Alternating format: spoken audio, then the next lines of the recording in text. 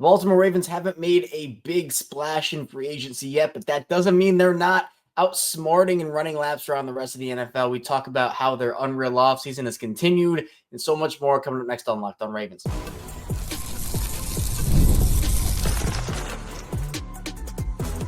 You are Locked On Ravens, your daily Baltimore Ravens podcast. Part of the Locked On Podcast Network, your team every day. Welcome into another edition of Locked On Ravens, your daily Baltimore Ravens podcast. I'm your host, Kevin Oestreicher of Ravens Wire, here with you on the Locked On Podcast Network, your team every day. Thank you so much for being here, making Locked On Ravens a part of your day and your first listen each and every day. Free and available for you, all podcasting platforms, including video form on YouTube, where you can like and subscribe to the channel, and an audio form where you can follow along and subscribe over there as well. We are a 5-day-a-week plus more daily Ravens podcast. So Monday through Friday, we have you covered every single weekday, and then we go live after every single Ravens game and every single piece of Ravens big news, like we did yesterday after the Ravens signed Chidobe Awuzie, and sometimes on the weekends give us headlines. We talk about those on the weekends as well. Today's episode of Locked On Ravens is brought to you by Gametime. Download the Gametime app, create an account, use code LOCKEDONNFL for $20 off your first purchase. The Ravens continue to make moves to round out their roster, at least until the draft, which is now, look, we're almost a month away from the draft here. Night one of the draft is rapidly approaching, and for Baltimore, that's another opportunity to improve their team. But the Ravens have made a couple of outside free agent additions. They've re-signed guys. Yes, they've lost guys too. They haven't made a big splash. But I personally think that Baltimore has had a really, really good offseason so far, and I want to talk about why, particularly the Chidobe Awuzie move, which we went live for yesterday, and we'll get into him. But I think that he gives a broader picture of just how the Ravens are approaching this offseason. And I want to talk about the moves Baltimore has made compared to some of the other ones throughout the NFL. So we'll talk about the Ravens, in my opinion, outsmarting and running laps around the NFL in the first part of the show. Then we will talk about how Baltimore can approach their next move in the second part of the show. And then we'll get into a Chidobe Awuzie breakdown. Tyler Rowland of Locked On Titans will join us, and he'll give the Tennessee perspective on both Awuzie and Deandre Hopkins. So let's dive into it here. I think that for Baltimore, yes, the big splash has not happened yet. And we could be sitting here in August and no big splash happens, and I'd be somewhat disappointed in that. I mean, I feel like it's not something I'm necessarily getting my hopes up for, because we know that Baltimore doesn't always operate that way, right? I think we've seen enough Ravens off seasons to know that. But regardless, we came into this offseason that for Baltimore, the full thought process was they don't have this long laundry list of free agents. They're not a team that is going to have to replace all of these positions like we saw last year or 2 years ago. So you're already starting with a pretty decent floor of, okay, this team made the divisional round, and that's not the end goal. The end goal is to win a Super Bowl. You needed to improve your roster. By the time we're sitting here in August, the Ravens, whether it's draft or other free agent moves, trade, whatever it may be, the Ravens still have to improve their roster. They lost Patrick McCary. They lost Brandon Stevens. Michael Pierce retired. It is what it is. And, I'm not losing sleep over any of those guys. I think that their biggest loss is probably Michael Pierce. But you add 4 guys from outside the organization so far, 2 of which I think are going to make a pretty decent impact. Now, look, DeAndre Hopkins and Chidobe Awuzie, these are not guys that are in their prime. We're not talking about prime DeAndre Hopkins or prime Chidobe Awuzie or whatnot. But I think that for the roles that they are being asked to play, wide receiver 3 for Hopkins, corner 3 for Awuzie. And we talked about this yesterday with Chidobe Awuzie and kind of what he's going to bring to the table. DeAndre and Chidobe both have injury issues. Chido missed a ton of games last season, and he's had, back and forth. Pretty healthy season, not healthy season. Pretty healthy season, not healthy season. DeAndre Hopkins hasn't been healthy for 3 of the past 4 years. But the hope is that asking them to play a lesser role, a less intensive role, I guess, will help them stay healthy and help them contribute, maybe not up to their prime level, obviously, but up to a more decent level than they have I think that you look around the league, though, and we can talk about this with DeAndre Hopkins in particular, and I guess you can apply it to Cheeto as well. The fact that these wide receivers have gotten some of the deals they have gotten in the offseason, look, we can all sit here and we can be in agreement. Devontae Adams is better than DeAndre Hopkins. Cooper Kupp, better than DeAndre Hopkins. Stephon Diggs, if he's fully healthy and good to go from the ACL tear, which, still to be determined, better than DeAndre Hopkins. But you look at the price points that these wide receivers are signing for, and it's not realistic that they were ever going to come to the Ravens. And look, it's unfortunate, but, you look at it. Stephon Diggs, New England, 3 years, $69 million. Cooper Kupp, 3 years, $45 million. Devontae Adams, 2 years, 44. Then you look at guys like the next two highest paid receivers this offseason, Darius Slayton, New York, 3 years, $36 million. Josh Palmer in Buffalo got 3 years, $29 million. DeAndre Hopkins is 1 year, $5 million. Now, the Ravens don't have a ton of cap space to work with. So, again, it wasn't realistic that they were going to be able, with the cap space they have right now, wasn't realistic they were going to be able to bring in some of those top guys. Now, again, I would be decently disappointed if the Ravens don't make, and it doesn't have to be the biggest splash in the world, but some level of a decently big splash. Now, you might be sitting, watching, listening, and saying, come on, Kevin, it's not going to happen. They're not going to make a splash, which, again, my personal opinion is they should go out there and do something. They should be aggressive, because the way that this offseason, or I guess the way that the Ravens next season is shaping up, could be the last of, and I've said this on the show, it's going to be the last of this era of the Ravens. And what I mean by that is not Lamar Jackson, but more so John Harbaugh, Mark Andrews, etc. I think that if you're trying to win, do it with the team that you have right here. Be aggressive in the draft, be aggressive in free agency and whatnot. You have other avenues to create cap space, but that doesn't mean that the moves they've made so far, which are moves around the margins, right? Baltimore hasn't significantly improved their roster. I think, when we sit here talking about, are the Ravens a better or worse team than they were last season at this moment right now? Probably a push. Because you did lose Michael Pierce, which I think is a loss. McCary and Stevens, are guys that are technically losses, but I don't really think they're all that big of a loss. And I think that for Stevens, it's addition by subtraction, for being honest there. You did upgrade with Chidobe Awuzie over Brandon Stevens, and I think DeAndre Hopkins over Nelson Aguilar for wide receiver 3 is a big upgrade. But we will see if Andrew Voorhees is the left guard. We'll see what they do with Daniel Falele at right guard. They still need a pass rusher. They still need another defensive lineman or 2, or maybe even 3. Safety is a need for them. This offseason is not done. And I'm not going to judge the Ravens fully until we get to September and we can sit down and say, okay, this is how the draft went. This is who else they signed in free agency. But as it is right now, we look at teams with a lot of cap space, and look at teams like the Patriots, right, who have what they have, like $120 million in cap space. They did the right thing by spending. They had a lot of cap space. They have a rookie quarterback. You're supposed to spend. That's how you're supposed to do it. And I know that I've been very vocal about the fact that Baltimore did not handle Lamar's contract the right way. But some of the contracts they've given out, they have the potential to be these not so great contracts over the next 2-3 seasons if guys don't pan out. And they're massive, like almost $100 million deals. The big deal will be interesting in terms of what they're doing there. Not that the Patriots are doing the wrong thing by spending, but it's about how you spend the money. For the Ravens, they don't have a lot of money to spend.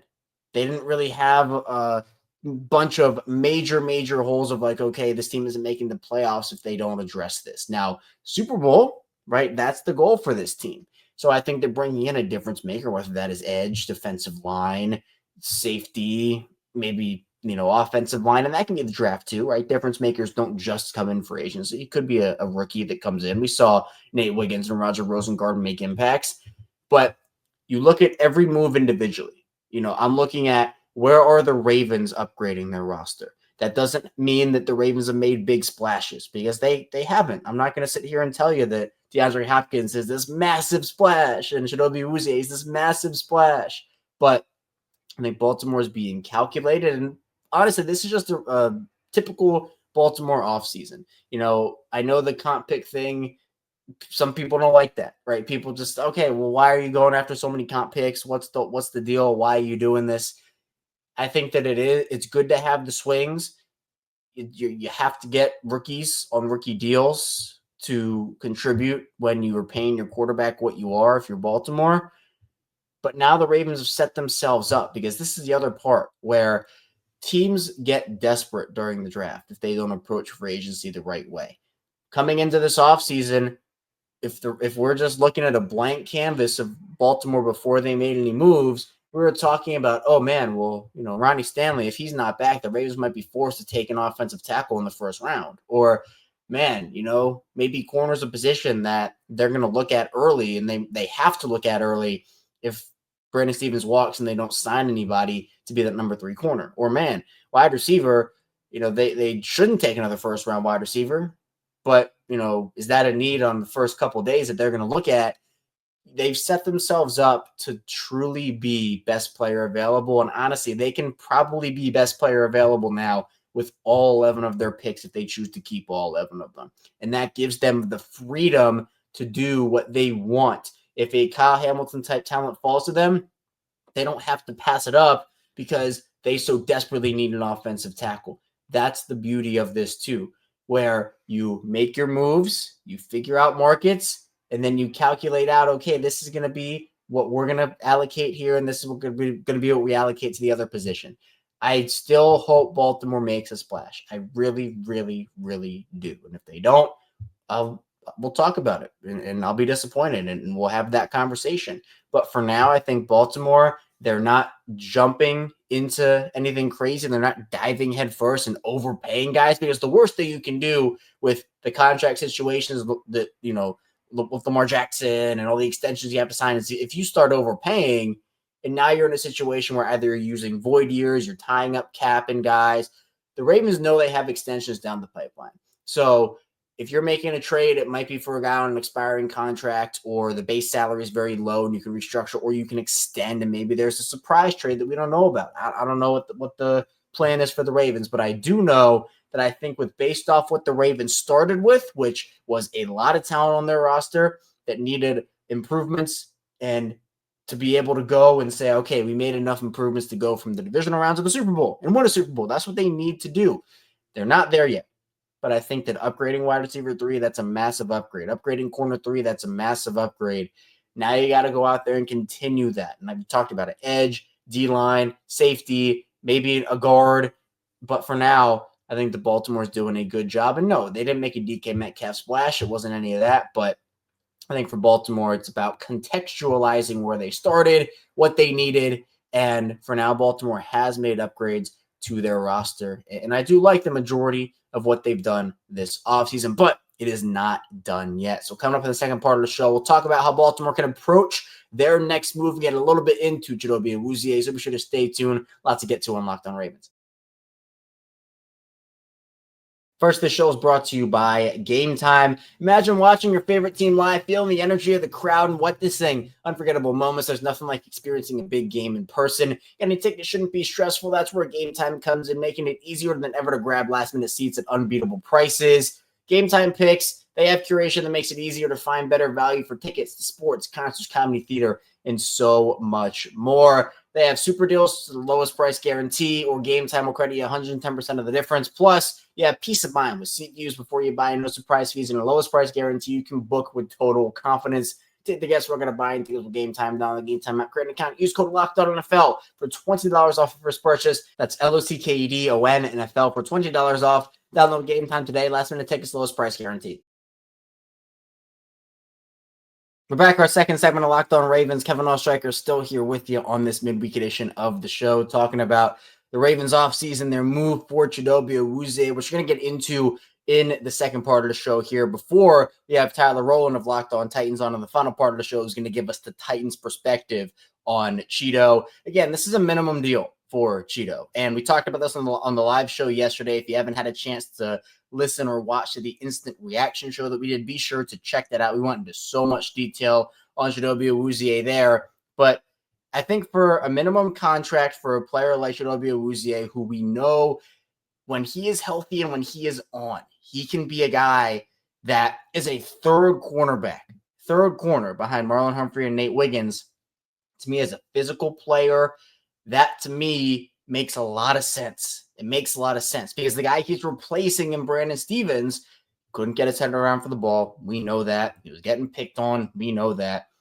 When you are competing for a Super Bowl, you cannot have that happen. He opens up a lot, not just for Baltimore on defense, but for how the Ravens can approach their next move. It becomes this whole chestnut checkers thing, right? It honestly is like, it's a chess-like move to where, yes, Stephon Gilmore, Rasul Douglas, those are the guys that, okay, maybe they're a little better than Chidobe Awuzie, but then you even have guys like Jair Alexander, which, yes, he would have been he's the top prize if he ends up getting cut by Green Bay, but it was never realistic. They were going to trade for him because his base salaries are so high. But here's the reason. People, you might be watching and listening to this, and you might be saying, Kevin, if he's so good, why did he sign for the minimum? Well, a couple of reasons. One, obviously, he only played in 8 games last season. The injury history and concern is real. I'm not going to sugarcoat that whatsoever. The ACL injury he suffered in 2022 has certainly sapped some of his powers away. But he's also getting paid $7.5 million from Tennessee this season. So it's kind of like Russell Wilson. We talked about this on the live show yesterday. It's kind of like Russell Wilson, where for Chidobe Awuzie, he's getting paid by another team. So for a year, he can kind of go, let's just try to win. Let's just try to go somewhere. It's a good fit, winning culture, has his pick, sign for the minimum, help that team out, and he's still getting paid almost $10 million from another team. You can say, all right, let's just get a minimum contract here, get a little more money. But then if he has a good year in Baltimore, and Baltimore is known with veterans for revitalizing careers, resurrecting careers, I think people see that. Players see that. And so now Chidobe Awuzie can come in, and if he has a great year, he can parlay that into a bigger contract. Chidobe is going to be 30 years old once the season starts. He might be looking for one more payday. If he has a great year in Baltimore, plays his role well behind Humphrey and Wiggins, it could be a win-win situation here. Plus, there's the added opportunity of winning a Super Bowl, which obviously Chido played in the Super Bowl in 2021 with the Bengals. But, it is interesting because with what he brings to the table, he can be someone that makes an impact for the Ravens. Depth is important. I know it's not flashy. I know it's not exciting. I know it's not this big top 5 cornerback move, but you can have as many stars as you want to. The depth is really important. I get if people aren't excited about the signing. It's not something that you jump out of your chair for when you see the news come across your phone that it happened. But we could be looking back on this, on DeAndre Hopkins, as moves of, okay, this isn't a flashy move. Wasn't a big-time money deal. This guy's not top 10 in his position. But for Chido, it makes sense because I think he plays the style of football that Baltimore likes to play, which is that physical style of football.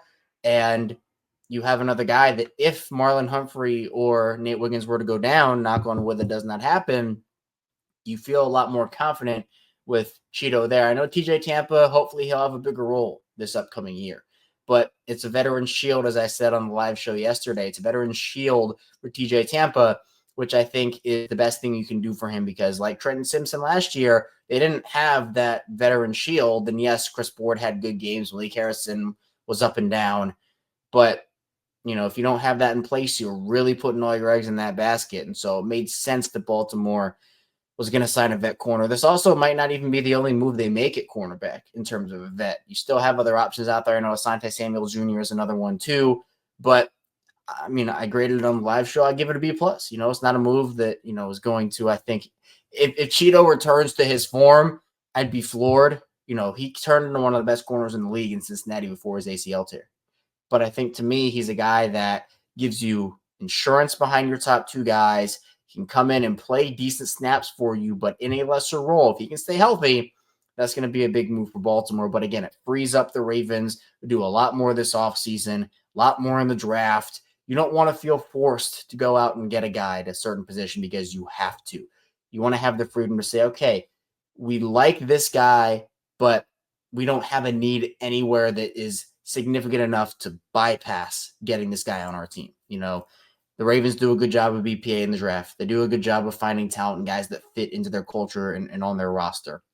I think Chidobe Awuzie is another example of that for sure. So again, it's an exciting move, but not the move that you're like, oh wow, what Ravens win the offseason? This is the best move of the offseason. I don't think so. I'm not there. I'm trying to temper expectations while saying, hey, this is a solid move the Ravens can build on. Fits their MO. And again, I know he's not going to cost a comp pick because he was cut. So the Ravens, again, that's another chestnut checkers move for Eric DeCosta.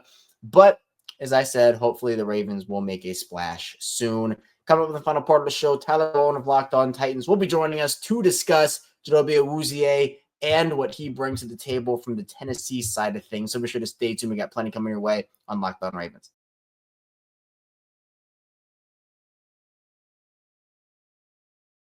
We're back here, Locked On Ravens. Kevin Oestreicher, still talking Ravens football with you on this midweek edition of the show. Be sure to hit the like and subscribe button in video form. Follow Log in audio form for 5 days a week of daily Ravens coverage, whether you're an everyday or first-time listener or somewhere in the middle. Thank you for all of the support. We're here for you, and we do not take breaks on Locked On Ravens. Every single weekday we have an episode. This is episode 1473 consecutively. So if you want daily Ravens content consistently, be sure to keep it locked in here on Locked On Ravens. We're going to be talking with Tyler Rowland of Locked On Titans now. Tyler obviously has experience covering both Chidobe Awuzie and Deandre Hopkins, so we'll get into his perspective on what Chido brings to Baltimore, plus the Deandre Hopkins move is going to impact the Ravens in 2025. Joining me now from Locked On Titans, it is Tyler Rowland, and obviously the reason Tyler's here with us for this final segment is to break down Chidobe Awuzie, who spent last year in Tennessee, signed a pretty big deal to go there, but it really didn't work out. Injury being a big part of that, only 8 games last year. And Tyler, before we get into the injury part of it, Chido on the field for the Titans in 2024. What did you see from him? Obviously, the big story was his ACL surgery back when he was in Cincinnati. Could he get back to the form that he was in? Did you see positive flashes, or was it more up and down? I would definitely say that it was up and down, and it was kind of dependent on what the challenge was in front of him. I think when he was able to play in zone coverage and kind of watch things and see what was going on, he was able to make an impact. But I think the speed is impacted now after all of the injuries that he suffered. And I think man-to-man defense and expecting him to go one-on-one with the speed that's in the NFL on the outside right now, I just don't think that is necessarily a great thing in matchups. I think if you get him against a more physical matchup where he's not going to be, roasted with speed by him, I think he can probably still contend if he's healthy. He had good games. There were good little flashes of games in there. And again, it was a lot of matchup dependent stuff. But in the right matchup, and I think his depth, he could still be helpful, but he certainly isn't the player that he was, at the end of his Cowboys tenure and through the beginning of his Bengals tenure. Right. And that makes sense. Again, ACL injuries aren't easy to come back from, and obviously he had a fair share of games missed in Tennessee because of the injury he suffered there. But in terms of who he is as a player, for those that might not know a lot about Chido as a player, is he more of a physical cornerback? Is he more of a speed guy? Where are some of his strengths and weaknesses in the game that he plays? He is certainly a physical cornerback. I mean, he's willing to get up in your face. And I think with Denard Wilson, a guy who came from Baltimore to Tennessee, that's what he wanted. In today's NFL, it's very, very risky, as you know, to press guys at the line of scrimmage with how quick and how great the wide receiver talent is in the league right now. Having cornerbacks who are willing to be at the line of scrimmage, get in your face, get their hands into your chest, and aren't scared to, maybe get beat and are willing to continue to compete and get back in the play and make plays. Like, that's what some teams are looking for. And if you're looking for that, you're going to be able to get that in Chido. And, we're talking about coverage. He's a cornerback. That's obviously key. He's also good in run defense. Like, he's a guy who's certainly willing to get up there and play in run defense. He's willing to tackle. He's not a guy who's going to miss a ton of tackles. That isn't something that he did for the Titans. So I think that you get a physical player who's not scared, who's not intimidated, and obviously, not Titans related, but he knows the AFC North pretty well, a guy who's gone against these teams and knows these offenses from playing with Cincinnati. So I think there's a lot to still like, and for the price that was paid, obviously it's different than what he got in Tennessee, and the expectations are different as well. But I guess while he's not the player that he was, if he's able to be healthy, which is the key, there's still a decent player in there. And you talk about situation, you talk about role, and obviously in Baltimore, you have Marlon Humphrey and Nate Wiggins as your 1-2. So Chido coming in to essentially be the number 3 guy. And if that does mean less snaps, more opportunities to be healthy, that'll help everybody. But you talk about the AFC North, and Tyler, I know that speaking of receivers, the AFC North has plenty of stars. Jamar Chase, Yes. T. Higgins. Obviously, the Steelers make the move for DK Metcalf alongside George Pickens. Then Jerry Jeudy in Cleveland came on hard at the end of last year. So And Travis Hunter? Yeah, could be. We Yeah. just got the Russell Wilson news coming across the timeline. So who knows how that shakes up the top end of that draft. But in terms of him going up against some of these star receivers, obviously I think that's going to be more of the Marlon Humphrey and Nate Wiggins job. But as a third corner, you mentioned his depth. It seems like a better move than it would be if the Ravens were bringing him in to be the number 1 guy. Do you think that the fit in Baltimore is something, especially after watching a somewhat Baltimore-based defense in Tennessee under Denard Wilson in year 1 there, could help Chido get acclimated quickly? Yeah. Now, admittedly, I don't know the adjustments and kind of the changes that Baltimore might have made on defense just from not studying Baltimore intricately throughout the season. You know what I mean?